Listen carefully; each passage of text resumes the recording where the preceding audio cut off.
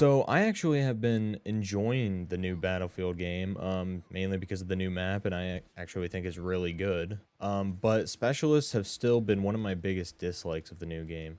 And may I start? This is not hate towards Dice or well, actually, I think we all can hate EA, but this is not like a rant idea. It's more of an idea video. I always say that there is no hate intended in the description of my videos, but for Battlefield, I thought it might be a good idea to say it in the actual video.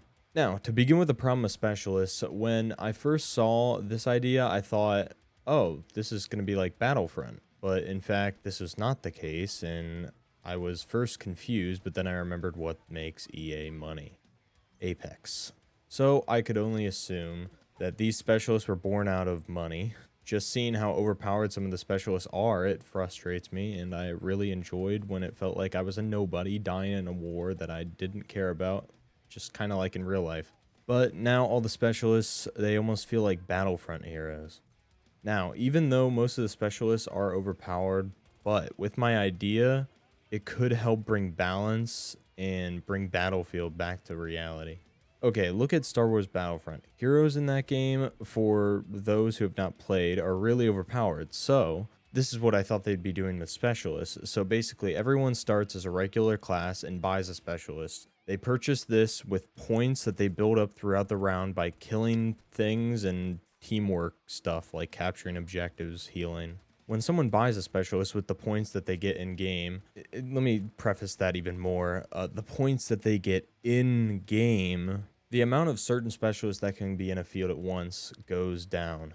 For example, say I have two Borises that are allowed for the moment. So if there is one Boris that is already picked, then I can pick a Boris. But when I pick Boris, then no one else can do or can pick Boris unless someone on the team that's a Boris dies. In my opinion, I'd also try and find a way to split the specialists up so like half is on one side, like Russia, half is on the other, like the USA, or possibly even have a pool of specialists for the match. Going back to the Boris example, instead there are four Borises for the entire game. So maybe like one team likes Boris more and gets three right off the bat. That would leave one Boris for the match. There are problems with splitting up the specialists and having a set pool for the match. Maybe there's a different way that you can use those ideas to keep the amount of the same specialists on the battlefield limited. With my idea, I want specialists to feel actually unique instead of like everyone else. I want to be out there fighting and then see a specialist and be like, oh, holy shit, there's a specialist? Oh my god, well, we have to win now.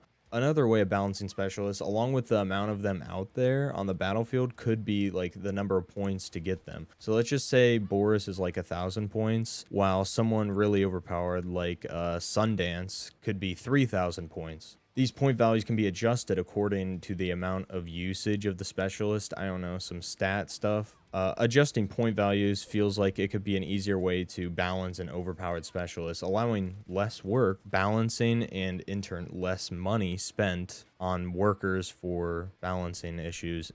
Let's be real here though. Dice and EA will not get rid of specialists because like they already put a ton of work in. But I feel like this idea allows for a compromise to help limit the use of them and actually makes them feel unique and makes them feel like a superhero-ish. I guess that's a bad word for it, but it just feels better in my opinion. What do you guys think of my ideas? Do you have ideas? Leave a comment, leave a like if you enjoyed, and subscribe for more ideas.